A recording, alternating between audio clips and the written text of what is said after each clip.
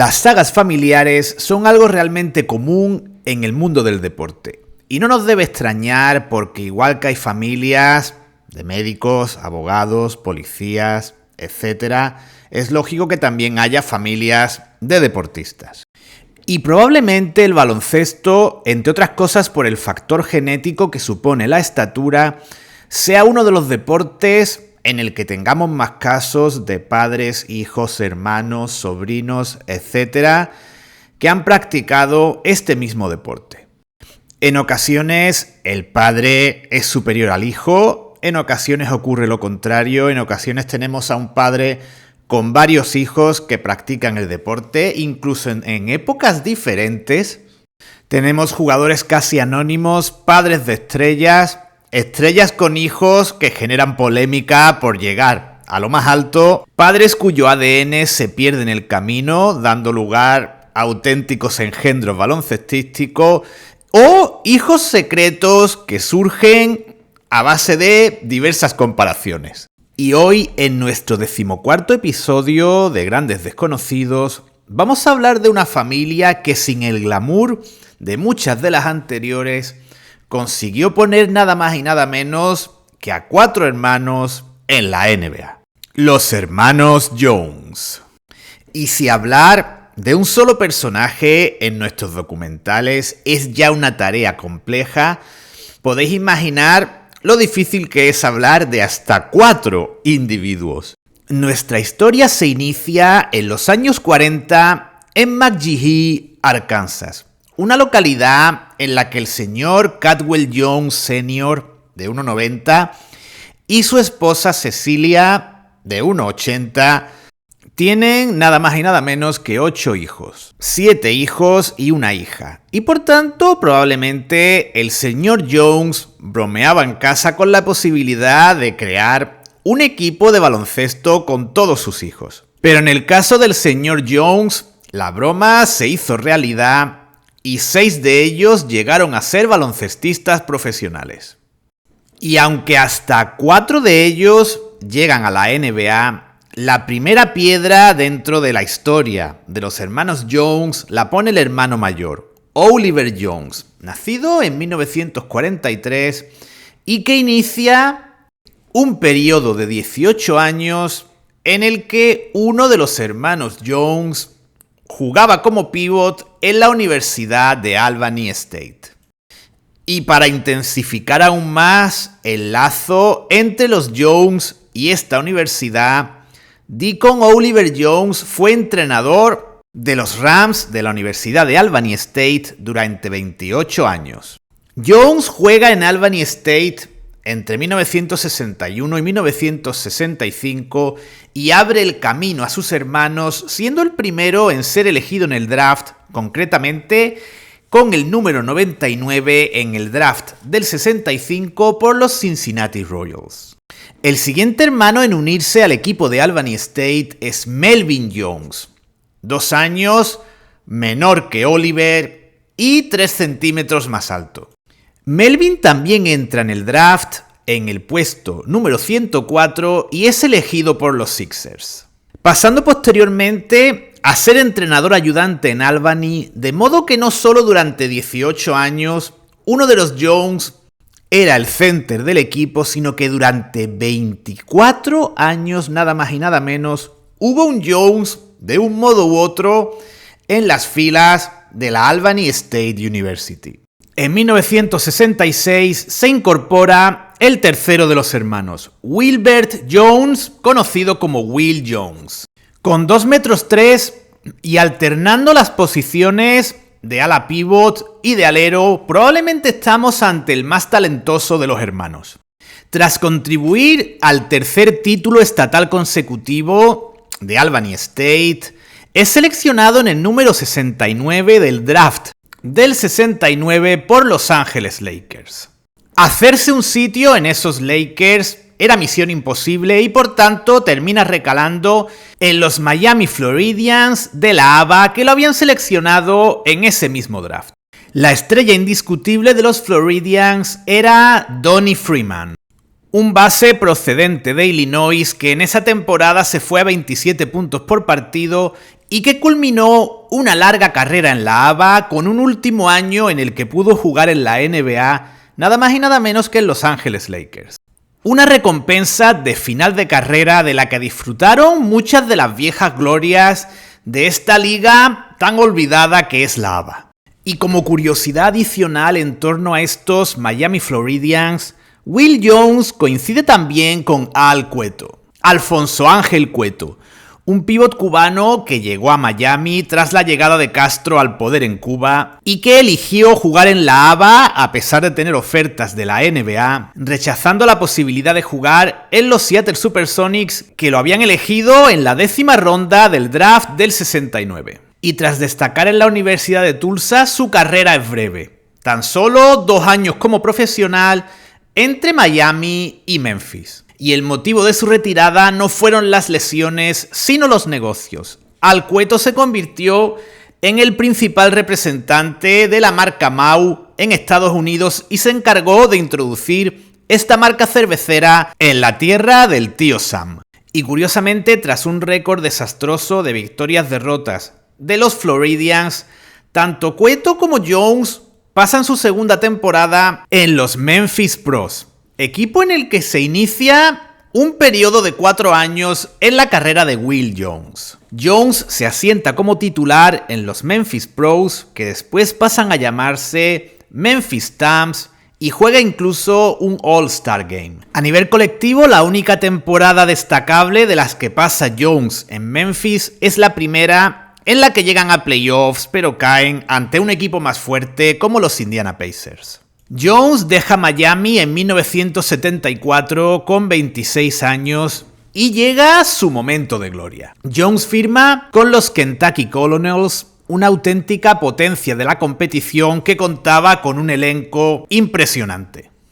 2 torres gemelas como Artis Gilmore y Dan Issel, Louis Dampier, el pionero del triple al que ya conocimos en el canal. Si no lo conocéis, os recomiendo ver su historia tras este vídeo de los Jones. Otros futuros NBA como Bert Averett, Gene Littles, base del equipo y que después fue entrenador NBA, y el propio Will Jones. Con todo este elenco y un mito de los banquillos como entrenador, el longevísimo Hubie Brown, Kentucky termina la temporada regular con un récord de 58-26. Hay que recordar que en ABA se jugaban 84 partidos de temporada regular y en los playoffs llegan a la final en la que derrotan a los Indiana Pacers, que tenían al todopoderoso ala pivot George McGinnis. McGinnis hace una gran serie superando los 30 puntos en más de un encuentro de la final, pero poco puede hacer ante el tándem Issel-Gilmore. En cuanto a Jones, no solo promedia 12 puntos y 7 asistencias por partido en temporada regular, lo cual está más que bien, sino que además tiene buenos números en asistencias y robos de balón, siendo uno de los jugadores más destacados del equipo en estos apartados. Su rendimiento en playoffs, sin llegar a los 10 puntos por partido, es también destacable y en el quinto y último encuentro de la final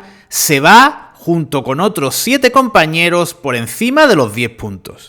Las estadísticas de este encuentro son un claro ejemplo de la filosofía de Hubie Brown y de cómo era capaz de darle su sitio a jugadores que en principio parecían poco importantes o poco relevantes. Y vemos cómo, aparte del líder absoluto del equipo, la estrella Artis Gilmore, el resto de los jugadores tienen un reparto muy equitativo de los puntos y destacan también los 12 rebotes de Issel y las 12 asistencias de Dampier. Jones se queda exactamente en 10 puntos, con un porcentaje de acierto en el tiro pobre que compensa con 6 rebotes, 3 asistencias y un robo. El partido se resuelve por un margen de tan solo 5 puntos y, como es lógico, Gilmore es considerado el MVP de las finales. La temporada 75-76, última temporada de la ABA, es doblemente positiva para Will Jones. Kentucky cae en este caso en semifinales ante unos Nuggets que se habían hecho con Dan Issel, tenían también al rookie David Thompson y que completaban un elenco realmente estelar para ese último año de la ABA con Bobby Jones y Ralph Simpson. otro gran desconocido que puedes descubrir en este canal. Y de hecho, al final del vídeo te dejaremos enlaces a los vídeos, a los documentales de grandes desconocidos de Lou Dampier y Ralph Simpson. Y decimos que la temporada fue doblemente positiva para Jones, a pesar de caer derrotados en playoffs, porque por un lado sus números, a los 28 años, mejoran los de la temporada anterior, tanto en temporada regular como en playoffs, y por otro lado tiene la oportunidad de coincidir durante 15 encuentros con su hermano Caldwell Jones como compañero de equipo. Pero de Caldwell Jones hablaremos cuando terminemos nuestro relato sobre Will Jones. Un relato que prosigue en la temporada 76-77, ya en la NBA, con los Indiana Pacers. Una de las franquicias recicladas desde la ABA que contaba con Billy Knight como jugador estelar. El equipo tiene un récord similar al de su última temporada en la ABA, récord negativo de 36-46, que no le permite llegar a playoffs, pero tampoco es un equipo de esos que se arrastran por la competición con menos de 30-20 victorias, sino que al menos tenían un rendimiento aceptable. Y ese récord negativo sería el que mantendrían los Pacers hasta principios de los 80, cuando por primera vez consiguen llegar a playoffs. En cuanto a Jones, se adapta muy bien al cambio y mantiene unos números similares a los del resto de su carrera, con 13 puntos y 7 rebotes por partido. Un hecho realmente digno de mención, porque la mayoría de los veteranos de ABA que no eran estrellas sí que notaron ese salto de ABA a NBA. Y además, esta es la única temporada en la que uno de los 4 Jones que llegaron a NBA superó los 10 puntos por partido. Lo que sí notó Jones fue el paso del tiempo y su siguiente temporada en los Buffalo Braves, equipo al que llega tras un intercambio con los Pacers. Fue su última temporada en la NBA y por tanto se retiró a los 30 años. Los Braves tienen hasta 3 aleros que cortan el paso de Jones. A principios de temporada, el ala pívot titular es John Shumate, que posteriormente abandona el equipo, y en su lugar llega Marvin Barnes, que también se hace con la titularidad. A estos dos jugadores hay que añadir a Larry McNeil, que también llega ya una vez comenzada la temporada y que en los 37 partidos que disputa también tiene más protagonismo que Jones. Jones es por tanto en esta temporada una tercera opción en el puesto de ala pívot, y sus 7 puntos y 4 rebotes por partido son un registro decente para un jugador que jugaba unos 20 minutos de media. Estamos en 1978 y el primero de los Jones en llegar a la NBA se retira tras 9 temporadas como profesional, con unos muy decentes promedios cercanos a los 12 puntos y 8 rebotes por partido. Y por supuesto con el anillo de campeón de la ABA en 1975 como guinda a su historial.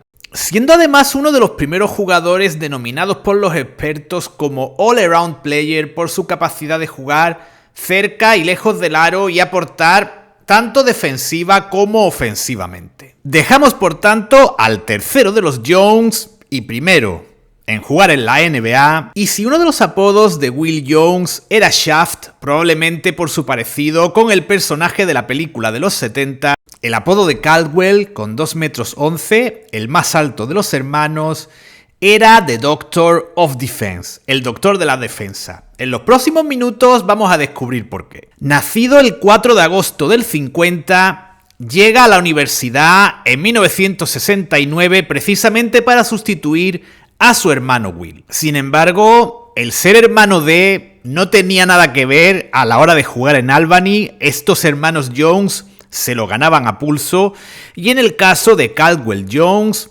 promedió 21 puntos y 21 rebotes en esos 4 años universitarios. Por tanto, cuando deja la universidad, su puesto en el draft es mucho mejor que el de sus hermanos. Un número 33 de la segunda ronda, y el equipo que lo elige son los Philadelphia 76ers. Sin embargo, al igual que Will, elige comenzar su trayectoria en la ABA, concretamente en los San Diego Conquistadors. Un equipo en el que tiene como entrenador en su temporada rookie a uno de los mejores maestros posibles, nada más y nada menos que a Wilt Chamberlain. Y conociendo el ego de Chamberlain, lo en forma que se mantenía después de su retirada y lo que le gustaba jugar partidos contra jugadores en activo, es más que probable que Caldwell Jones hiciese un auténtico máster en defensa durante esa temporada. San Diego termina la temporada con récord negativo 37-47, pero es suficiente para llegar a playoffs. Las estrellas del equipo son Bo Lamar, un pequeño escolta de 1,85 y Stu Johnson, un ala pívot de 2,3 metros que estaba en su mejor momento, 3 veces All-Star en la ABA y historia viva de esta competición. Juega desde el primer a último año de la ABA y una vez que la ABA cierra las puertas, se retira. Jones queda en segundo puesto para Rookie del Año por detrás de Swen Nater y con 15 puntos, 14 rebotes y 4 tapones por partido, hace justicia a su apodo y aparte también se prodiga en lo ofensivo. Y por cierto, creo que es un detalle muy llamativo, muy curioso, en esos 2 primeros años en la ABA anota 5 triples. 2 en el primer año, 3 en el segundo, lo cual creo que no está nada mal para un hombre de 2'11", porque incluso existiendo la línea de 3 no era algo especialmente habitual ni, digamos, permitido por los entrenadores. La segunda temporada de Jones es mejor a nivel individual, mejora en lo ofensivo, acercándose mucho a los 20 puntos y registrando sus mejores cifras en su carrera, y es recompensado también con su participación en el All-Star Game. Pero a nivel colectivo, ¿quién lo iba a decir? Echan de menos a Chamberlain como entrenador, el equipo tiene un cambio de entrenador a mitad de temporada, son 2 entrenadores distintos los que llega a tener el equipo en esa temporada en lugar de Chamberlain, pero los resultados son malos y no se llega a playoffs. En la temporada 75-76, el barco de la ABA se estaba hundiendo y Jones pasa por hasta 3 equipos diferentes. Comienza la temporada en San Diego, de donde pasa, como hemos comentado antes, a Kentucky, donde coincide con su hermano, y la finaliza en los Spirit of St. Louis, equipo en el que coincide con Moses Malone, dándose así inicio a una amistad entre los hermanos Jones y Moses Malone, especialmente entre Mayor y Moses, que perdura incluso hasta la muerte de algunos de sus protagonistas. La ABA cierra sus puertas y antes de que eso ocurra, Caldwell Jones ya se había cubierto las espaldas y tenía ya un contrato firmado con los Sixers. Los Sixers son un equipo plagado de estrellas que querían el balón para sí mismos.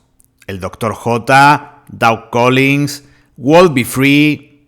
Y en el juego interior, a nivel ofensivo, el primer referente era el antes mencionado George McGinnis. Por tanto, el papel de Caldwell Jones se limita, que no es poco, al apartado reboteador y a la defensa, contribuyendo con un buen número de tapones. Se convierte gracias a eso en un jugador más relevante en el roster que Darryl Dawkins y contribuye a que los Sixers lleguen a la final de la NBA, final en la que caen frente a los Blazers. Una final de la que hemos hablado recientemente en el número que hemos visto de la revista Rebote de la temporada 76-77.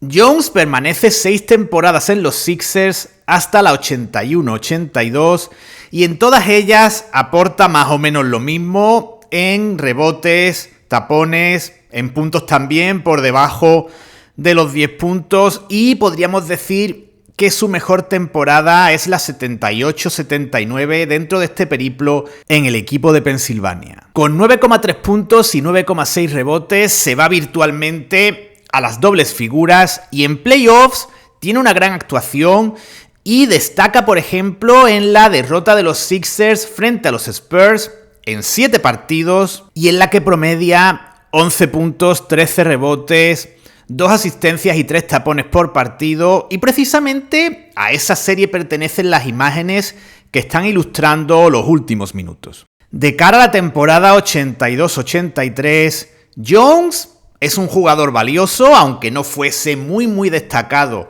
en lo ofensivo y es pieza de cambio en uno de los traspasos más mediáticos de la década, el que envía a Moses Malone desde los Rockets a los Sixers. Un traspaso que, ya sabéis, propició el único anillo de NBA en las vitrinas o en las manos de Moses Malone y el Dr. J. Ya rebasada la treintena, con 32 y 33 años, los 2 años de Caldwell Jones en los Rockets son sus 2 mejores temporadas a nivel numérico en la NBA.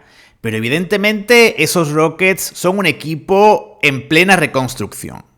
El equipo tiene un récord de tan solo 14 victorias en la primera temporada, pero Caldwell Jones tiene la oportunidad de jugar en esta ocasión junto a su hermano Major. Y en su segunda temporada en los Rockets, la 83-84, es además una especie de mentor para el rookie Ralph Sampson. Pero en 1984, tras la llegada de Olajuwon, Jones es un jugador prescindible y termina recalando en los Chicago Bulls. La temporada es aciaga para Jones, que por primera y única vez en su carrera se pierde media temporada, juega tan solo 42 encuentros y sus promedios con esos problemas físicos no destacan ni en temporada regular ni en los playoffs. Tras esta breve experiencia, Jones encuentra de nuevo la estabilidad en el estado de Oregón, en los Portland Trail Blazers, donde pasa 4 años. Con ya 35 años, su rol está muy claro. Segunda, tercera opción en el juego interior, tanto para sustituir al 4 o al 5 del equipo y para aportar defensa, rebotes, intensidad y, como siempre, profesionalidad. Y por supuesto, entre muchos otros, coincide con nuestro añorado Fernando Martín. Por cierto, esta foto es de un póster que aparecía en eBay a la venta y he caído en la tentación, que os voy a decir. Me lo van a poner los Reyes y ya os lo enseñaré por aquí en 2025. El contrato de Jones con los Blazers termina en 1989. Jones es ya uno de los jugadores más veteranos de la liga, pero decide alargar su experiencia un año más y firma con los San Antonio Spurs. La experiencia dura una temporada, es reducida en minutos y de nuevo podemos hablar de una experiencia de mentorización, en este caso con la figura de David Robinson. Y el 19 de mayo del 90, Jones juega su último partido como profesional en la derrota en el 7º partido de playoffs de los Spurs frente al ex equipo de Caldwell Jones, los Portland Trail Blazers. A sus 39 años, Jones es en ese momento el 5º jugador de más edad que se había retirado en la historia de la NBA, poniendo fin así a 17 temporadas como profesional, 14 de ellas en la NBA y 3 en la ABA. Y me parece muy importante unificar estadísticas de ambas competiciones, porque en este caso, por ejemplo, si lo hacemos, Jones se va por encima de los 10.000 puntos y 10.000 rebotes en su carrera. Y desgraciadamente, la historia de Caldwell Jones tiene un triste y brusco final, porque en 2014 fallece de un ataque al corazón mientras jugaba al golf, deporte al que se había aficionado tras su retirada. Aún nos queda por conocer a 2 hermanos y el siguiente es Major Jones. 3 años menor que Caldwell y por tanto nacido en julio del 53, da los mismos pasos durante su juventud antes de ser profesional. Es el pivote estrella de la Universidad de Albany State, donde es entrenado por su hermano mayor Oliver. Tiene unos promedios cercanos a los 20 puntos y 20 rebotes por partido, al igual que Caldwell, y es elegido en una mejor posición en el draft que todos sus hermanos, en el puesto número 20 en segunda ronda, pero cerca de lo que habría sido primera ronda. Sin embargo, el equipo que se hace con sus derechos es Portland, y los Blazers del 76 eran un equipo en el que era imposible no ya encontrar minutos, sino simplemente hacerse con un hueco entre los 12 elegidos. Y a pesar de no entrar a formar parte de aquellos Blazers, hace una gran amistad con Maurice Lucas, el primero de los muchos amigos que haría a lo largo de su trayectoria como profesional. La ABA es ya una liga moribunda, así que tampoco es opción, y el primer equipo profesional de Mayor Jones son los Allentown Jets de la CBA.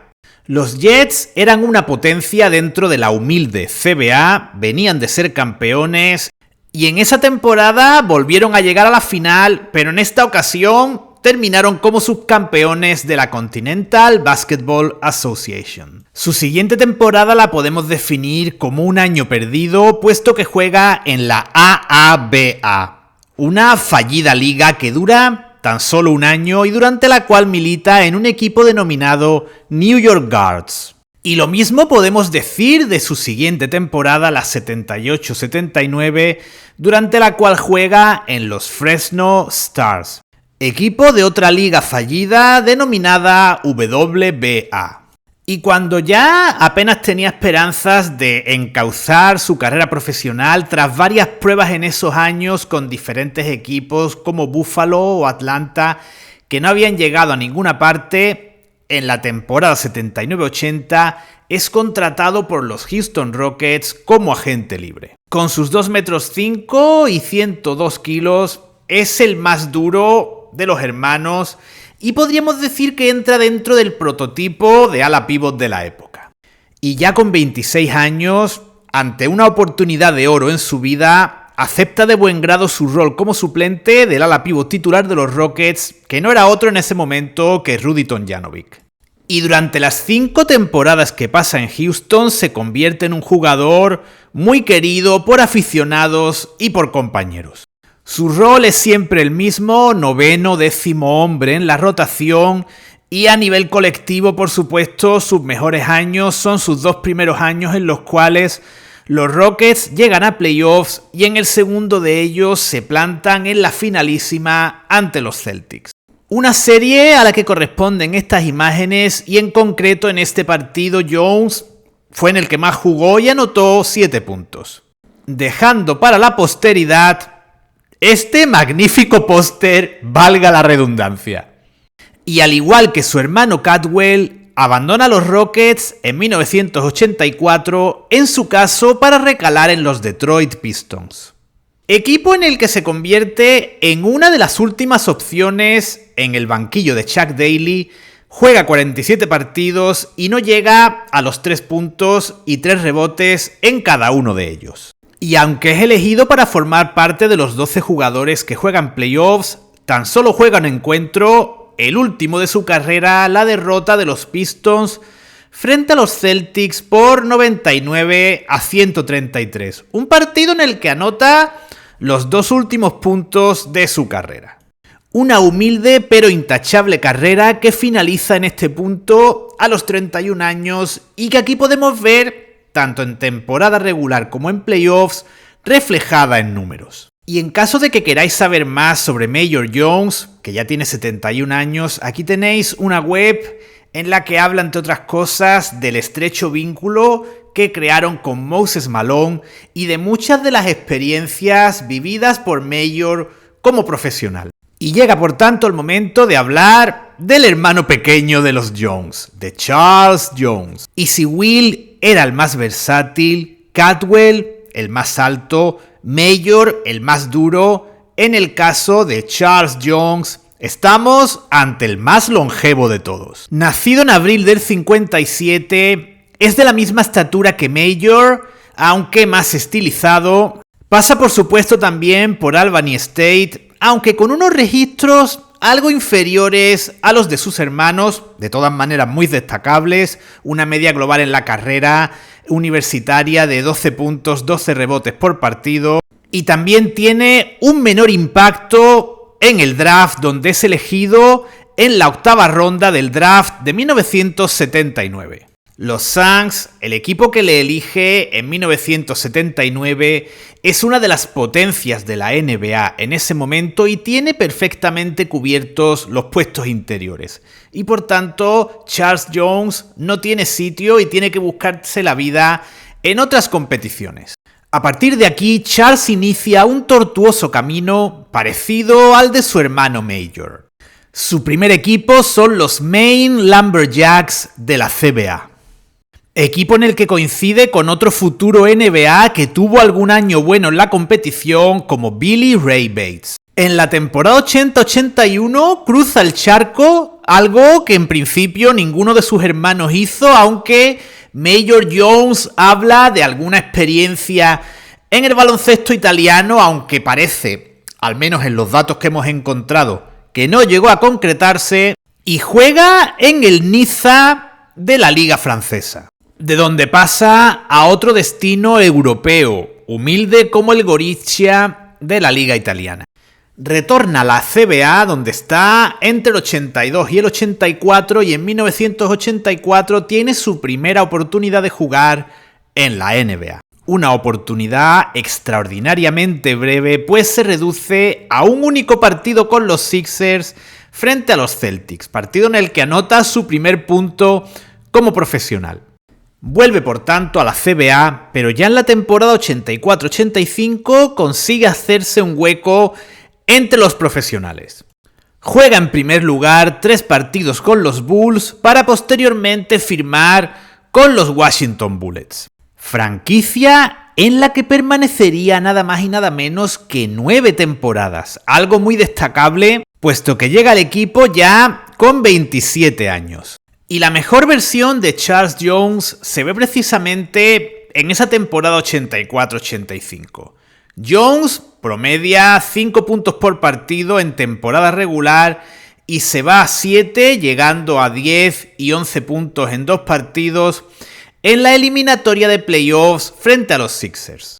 Una eliminatoria en la que es un recambio de lujo para jugadores como Jeff Ruland, Rick Mahorn o Cliff Robinson.